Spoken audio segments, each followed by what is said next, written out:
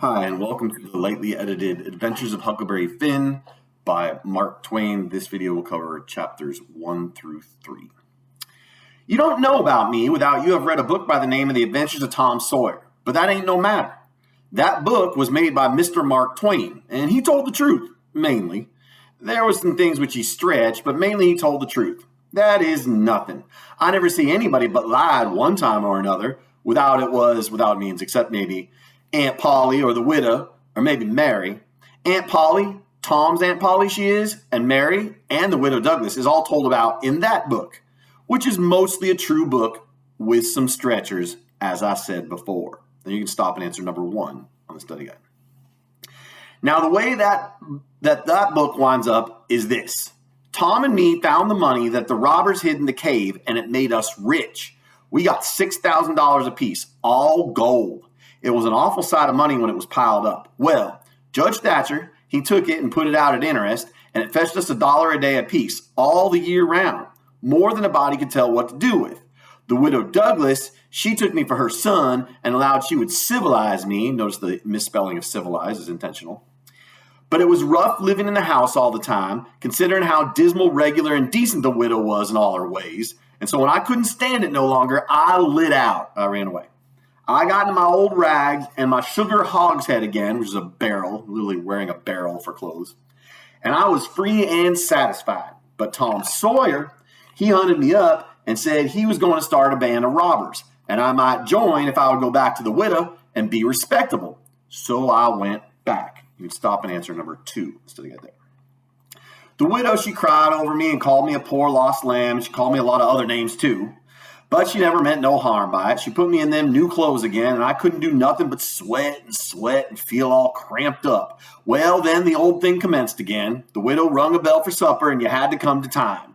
When you got to the table, you couldn't go right to eating, but you had to wait for the widow to tuck down her head and grumble a little over the victuals, pray.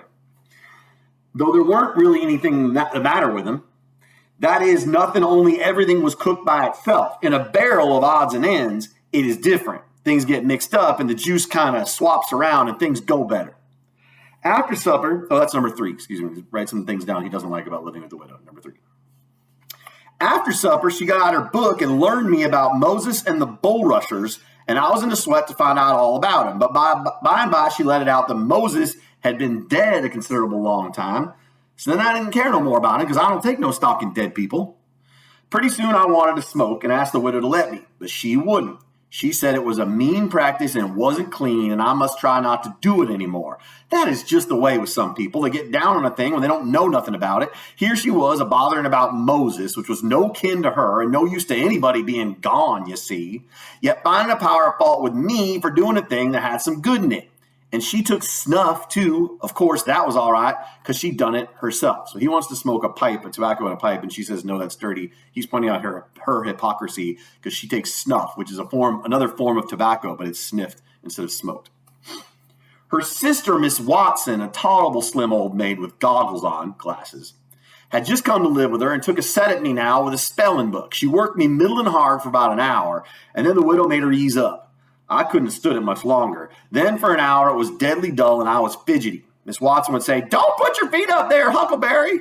And don't scrunch up like that, Huckleberry. Sit up straight. And pretty soon she would say, don't gap and stretch like that. Yawn and stretch like that. Huckleberry, why don't you try to behave? Then she told me all about the bad place, and I said I wished I was there. She got mad then, but I didn't mean no harm. All I wanted was to go somewheres. All I wanted was a change. I weren't particular.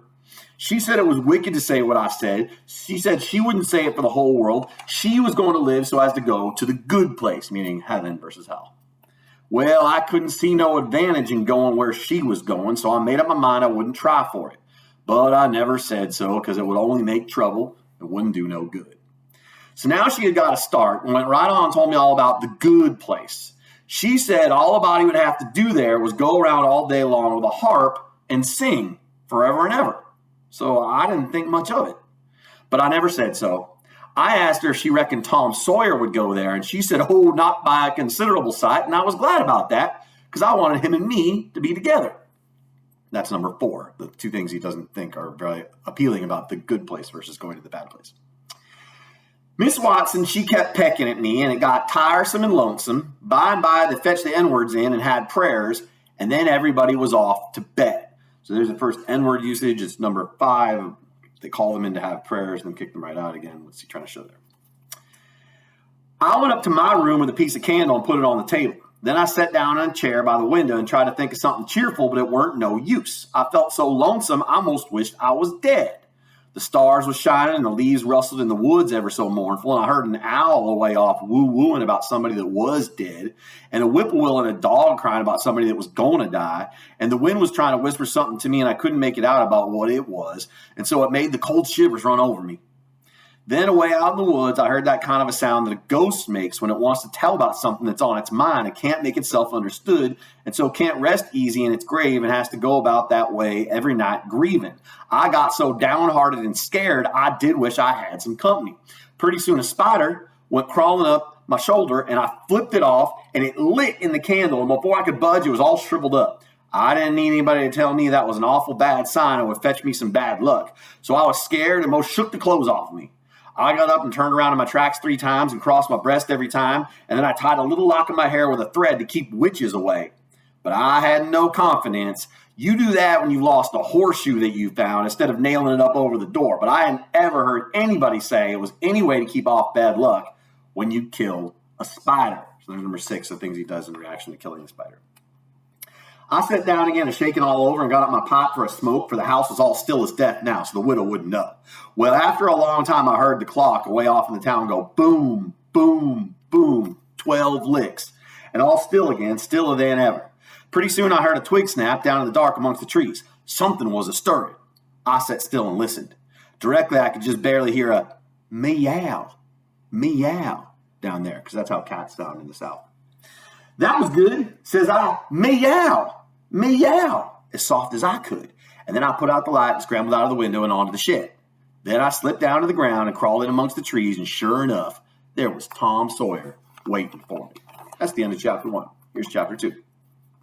We went tiptoeing along a path amongst the trees back towards the end of the widow's garden, stooping down so as the branches wouldn't scrape our heads. When we was passing by the kitchen, I fell over a root and made a noise. We crouched down and laid still. Miss Watson's big N-word named Jim was sitting in the kitchen door. We could see him pretty clear because there was a light behind him. He got up and stretched his neck out about a minute, listening. Then he says, "Who dat?" He listened some more. Then he came tiptoeing down and stood right between us. We could have touched him nearly. Well, likely it was minutes and minutes that there weren't a sound, and we all there so close together. There was a place on my ankle that got to itching, but I didn't scratch it. And then my ear begun to itch, and next to my back, right between my shoulders. Seemed like I'd die if I couldn't scratch. Well, I've noticed that thing plenty of times since. If you are with the quality, like fancy people, or at a funeral, or trying to go to sleep when you ain't sleepy, if you are anywheres where it won't do for you to scratch, while you will itch all over in upwards of 1,000 places. Pretty soon, Jim says, "Say, who is you? Whar is you? Dog my cats if I don't hear something. Well, I knows what I's going to do. I's going to sit down here and listen till I hears it again." So he sat down on the ground betwixt me and Tom. He leaned his back up against a tree and stretched his legs out till one of the most touched one of mine. My nose begun to itch. It itched till the tears came into my eyes, but I doesn't scratch. Then it begun to itch on the inside. Next it got to itching underneath. I didn't know how I was going to sit still. This miserableness went on as much as 6 or 7 minutes, but it seemed a sight longer than that. I was itching in 11 different places now. I reckon I couldn't stand it more than a minute longer, but I set my teeth hard and got ready to try. Just then, Jim begun to breathe heavy. Next, he begun to snore, and then I was pretty soon comfortable again. Tom, he made a sign to me, kind of like a little noise with his mouth, like, and we went creeping away on our hands and knees. When we was 10 foot off, Tom whispered to me and wanted to tie Jim to the tree for fun. But I said no, he might wake and make a disturbance, and then they'd find out that I weren't in. Then Tom said he hadn't got candles enough, and he would slip in the kitchen and get some more. I didn't want him to try. I said Jim might wake up and come. But Tom wanted to risk it, so we slid in there and got 3 candles, and Tom laid 5 cents on the table for pay. Then we got out, and I was in a sweat to get away, but nothing would do Tom, but he must crawl to where Jim was on his hands and knees and play something on him. I waited, and it seemed a good while. Everything was so still and lonesome. As soon as Tom was back, we cut along the path around the garden fence and by fetched up on the steep top of the hill, the other side of the house. Tom said he slipped Jim's hat off his head and hung it on a limb right over him, and Jim stirred a little, but he didn't wake. Here's number 7, the big trick that Tom plays. You'll see how Jim makes this into a big deal. Afterwards, Jim said the witches bewitched him and put him in a trance and rode him all over the state and then set him under the trees again and hung his hat on a limb to show who done it. And next time Jim told it, he said they rode him down to New Orleans. And after that, every time he told it, he spread it more and more till by he said they rode him all over the world and tired him most to death, and his back was all over saddle boils. Jim was monstrous proud about it, and he got so he wouldn't hardly notice the other N-words. N-words would come miles to hear Jim tell about it, and he was more looked up to than any N-word in that country. Strange N-words would stand with their mouths open and look him all over, same as if he was a wonder. N-words is always talking about witches in the dark by the kitchen fire, but whenever one was talking and letting on to know all about such things, Jim would hop in and say, what you know about witches? And that N-word was corked up and had to take a back seat. Jim always kept that 5 centerpiece around his neck with a string and said it was a charm the devil gave him with his own hands and told him he could cure anybody with it and fetch witches whenever he wanted to just by saying something to it, but he never told what it was he said to it. N-words would come from all around there and give Jim anything they had just for a sight of that 5 centerpiece, but they wouldn't touch it because the devil had his hands on it. Jim was most ruined for a servant because he got so stuck up on account of having seen the devil and being rode by witches. Well, when Tom and me got to the edge of the hilltop, we looked away down into the village and could see 3 or 4 lights twinkling where there were sick folks, maybe, and the stars over us was sparkling ever so fine, and down by the village was the river, a whole mile broad and awful still and grand.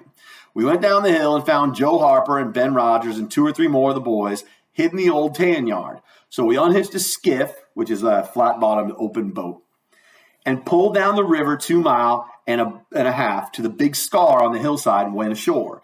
We went to a clump of bushes, and Tom made everybody swear to keep the secret, and then showed them the hole in the hill right in the thickest part of the bushes. Then we lit the candles and crawled in on our hands and knees. We went about 200 yards, and then the cave opened up. Tom poked about amongst the passages and pretty soon ducked under a wall where you couldn't have noticed there was a hole.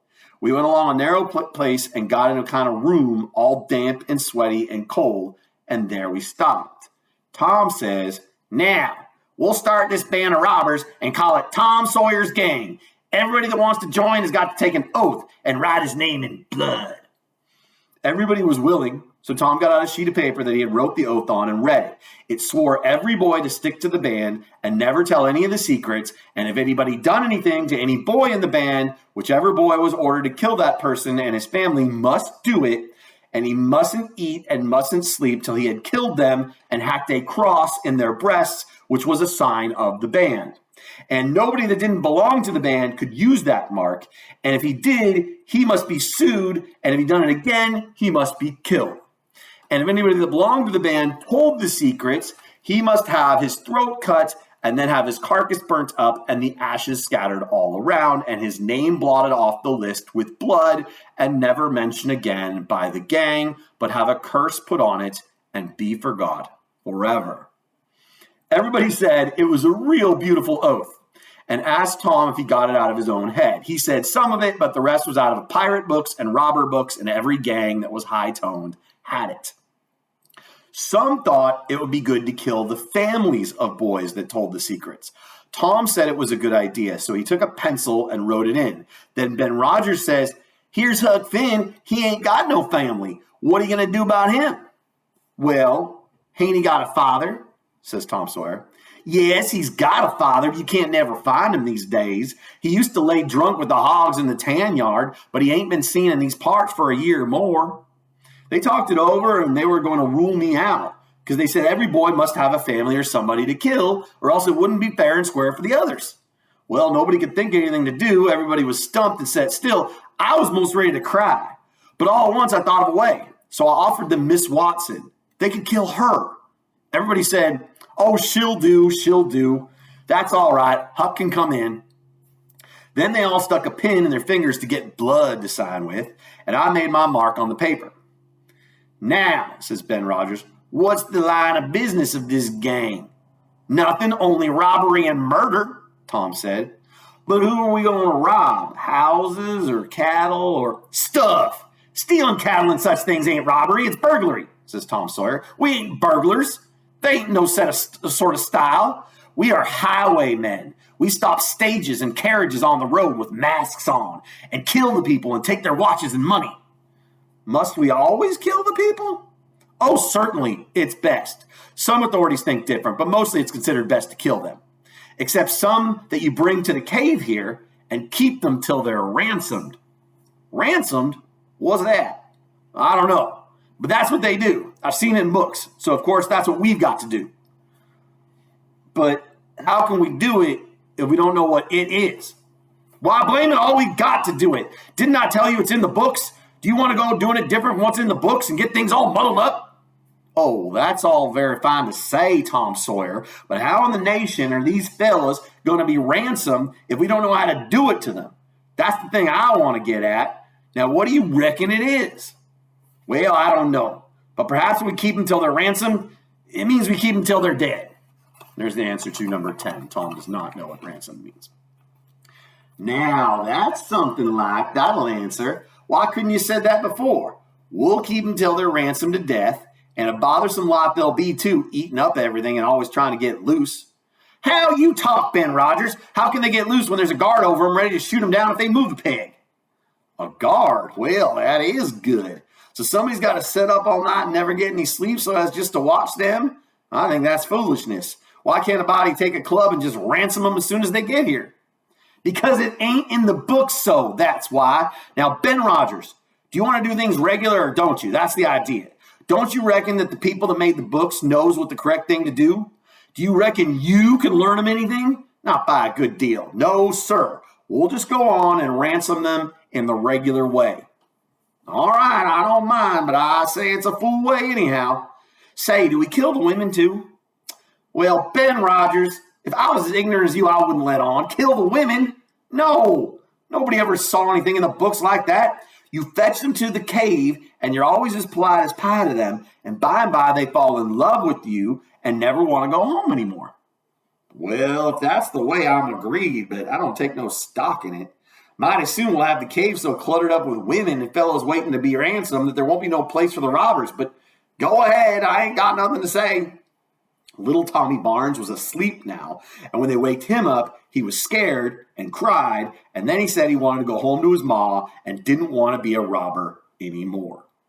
So they all made fun of him and called him crybaby, and that made him mad, and he said he would go straight and tell all the secrets. But Tom gave him 5 cents to keep quiet and said we would all go home and meet next week and rob somebody and kill some people.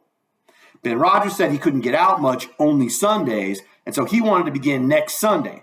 But all the boys said it would be wicked to do it on a Sunday, and that settled the thing. They agreed to get together and fix a day as soon as they could, and then we elected Tom Sawyer first captain and Joe Harper second captain of the gang, and so started home. I climbed up the shed and crept into my window just before day was breaking. My new clothes was all greased up and clayey, and I was dog tired. That's the end of chapter 2, and you can also double back and do number 11 about why they don't do it on a Sunday. Here is chapter 3. Well, I got a good going over in the morning from old Miss Watson on account of my clothes, but the widow, she didn't scold, but only cleaned off the grease and clay and looked so sorry that I thought I would behave a while if I could. Then Miss Watson, she took me in the closet and prayed, but nothing came of it. She told me to pray every day, and whatever I asked for, I would get it, but it weren't so. I tried it. Once I got a fishing line, but no hooks. It weren't any good to me without the hooks. I tried for the hooks 3 or 4 times, but somehow I couldn't make it work. By and by one day I asked Miss Watson to try for me, but she said I was a fool. She never told me why, and I couldn't make it out. No way. I sat down one time back in the woods and had a long think about it. I says to myself, if a body can get anything they prayed for, why don't Deacon Wynn get back the money he lost on pork? Why can't the widow get back her silver snuff box that was stolen? Why can't Miss Watson fat up? No, says I to myself, there ain't nothing in it. I went and told the widow about it, and she said the thing a body could get by praying for it was spiritual gifts. This was too many for me, but she told me what she meant. I must help other people and do everything I could for other people and look out for other people and do everything I could for other people and look out for them all the time, and never think about myself. This was including Miss Watson as I took it. I went out in the woods and turned over my mind a long time, but I couldn't see no advantage about it, except for the other people. So at last I reckon I wouldn't worry about it anymore. Just let it go. And there's the answer to number 12 about what Huck thinks about praying. Sometimes the widow would take me to one side and talk all about providence, meaning God, in a way to make a body's mouth water, like he's a really appealing God. But maybe next day, Miss Watson would take hold and knock it all down again. I judged I could see that there was two providences, two gods, and a poor chap would stand considerable show with the widow's providence, the nice God. But if Miss Watson's got him, there weren't no help for him anymore. That's the angry God. I thought it all out and reckoned I would belong to the widows if he wanted me, though I couldn't make out how he was going to be better off than what he was before, seeing I was so ignorant and so kind of low down and ornery. So there's number 13, why Huck thinks there's two gods. Pap, he hadn't been seen for more than a year, and that was comfortable for me. I didn't want to see him no more. He used to always wail on me when he was sober and could get his hands on me, though I used to take to the woods most of the time when he was around. Well, about the time he was found in the river, drowned at about 12 miles below town, so people said. They judged it was him anyway, said this drowned man was just his size and was ragged and had uncommon long hair, which is all like Pap, but they couldn't make nothing out of the face because it had been in the water so long it wasn't much like a face at all. They said he was floating on his back in the water. They took him and buried him on the bank. But I weren't comfortable long because I happened to think of something. I knowed mighty well that a drowned man don't float on his back, but on his face. So I know then that this weren't Pap, but a woman dressed up in a man's clothes. So I was uncomfortable again. I judged the old man would turn up again by and by, though I wished he wouldn't. There's number 14 about Huck and what he thinks about his dad and what supposedly happened to his dad. Huck doesn't believe. We played robber now and then about a month, and then I resigned. All the boys did. We hadn't robbed nobody. We hadn't killed any people, but only just pretended. We used to hop out of the woods and go charging down on hog drovers and women in carts taking garden stuff to market, but we never hived any of them. We never stole anything from them. Tom Sawyer called the hogs ingots and called the turnips and stuff jewelry, and we would go to the cave and powwow over what we had done and how many people we had killed and marked. But I couldn't see no profit in it. One time, Tom sent a boy to run about town with a blazing stick, which he called a slogan, which is the sign for the gang to get together. And then he said he had got secret news by his spies that next day a whole parcel of Spanish merchants and rich Arabs was going to camp in Cave Hollow with 200 elephants and 600 camels and over 1,000 sumpter mules, all loaded down with diamonds, and they didn't have only a guard of 400 soldiers, and so we would lay an ambuscade, meaning ambush, as he called it, and kill the lot and scoop the things. He said we must slick up our swords and guns and get ready. He never could go after even a turnip cart, but he must have the swords and guns all scoured up for it, though they was only a lath and broomsticks, and you might scour at them till you rotted, and they weren't worth a mouthful of ashes more than what they was before. I didn't believe we could lick such a crowd of Spaniards and Arabs, but I wanted to see the camels and elephants, so I was on hand next day. Saturday in the ambuscade, and when we got the word, we rushed out of the woods and down the hill. But there weren't no Spaniards and Arabs, and there weren't no camels nor no elephants. It weren't anything but a Sunday school picnic and only a primer class, like elementary school kids, at that.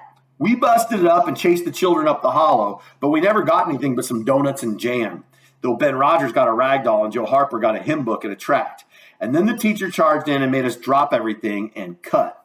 I didn't see no diamonds, and I told Tom Sawyer so. He said there was loads of them there anyway, and he said there were Arabs there too, and elephants and things. I said, why couldn't we see them then? He said, if I weren't so ignorant, but had read a book called Don Quixote, I would know without asking. Don Quixote, if you're listening and not seeing, is D-O-N space Q-U-I-X-O-T-E, Quixote. He said it was all done by enchantment. He said there was hundreds of soldiers there and elephants and treasure and so on. But we had enemies which he called magicians, and they had turned the whole thing into an infant Sunday school just out of spite. I said, all right, then the thing for us to do is go for the magicians. Tom Sawyer said I was a numbskull. So now you can go back and do number 15 about Don Quixote. Tom's philosophy doesn't need to be real. You could just imagine it. It's just as real. Why, says he, a magician could call up a lot of genies and they would hash you up like nothing before you could say Jack Robinson. They are as tall as a tree and as big around as a church. Well, I says, suppose we got some genies to help us. Can't we lick the other crowd then? How are you going to get them? I don't know. How do they get them? Why, they rub an old tin lamp or an iron ring, and then the genies come tearing in with the thunder and lightning and ripping around and the smoke a-rolling, and everything they're told to do, they up and do it. They don't think nothing of pulling a shot tower up by the roots and belting the Sunday school superintendent over the head with it, or any other man. Well, who makes them tear around so? Why, whoever rubs the lamp or the ring. They belong to whoever rubs the lamp or the ring, and they got to do whatever he says. If he tells them to build a palace 40 miles long out of diamonds and fill it full of chewing gum or whatever you want, fetch an emperor's daughter from China for you to marry, they've got to do it. And they got to do it before sunup next morning, too. And more, they got to waltz that palace around over the country wherever you want it. You understand? Well, says I think they're a pack of flatheads for not keeping the palace themselves instead of fooling them away like that. And what's more, if I was one of them, I could see a man in Jericho before I would drop my business and come to him for the rubbing of an old tin lamp. Well, how you talk, Huck Finn? Why, you'd have to come when he rubbed it, whether you wanted to or not. What? And I as high as a tree or as big as a church? All right, then I would come, but I lay I'd make that man climb the highest tree there was in the country. Shucks, it ain't no use to talk to you, Huck Finn. You don't seem to know anything somehow. Perfect saphead. I thought all this over for 2 or 3 days. Then I reckon I would see if there was anything in it. I got an old tin lamp and an iron ring and went out in the woods and rubbed till I sweat like an engine, calculating to build a palace and sell it. But it weren't no use, none of the genies come. So then I judged that all that stuff was only just one of Tom Sawyer's lies. I reckon he believed in the Arabs and the elephants, but as for me, I think different. It had all the marks of a Sunday school. There's number 16, stop and unpack that. The stuff that Tom believes in, that Huck says he doesn't believe in because it sounds like Sunday school, the stuff they teach you there. That was Huck Finn chapters 1 through 3.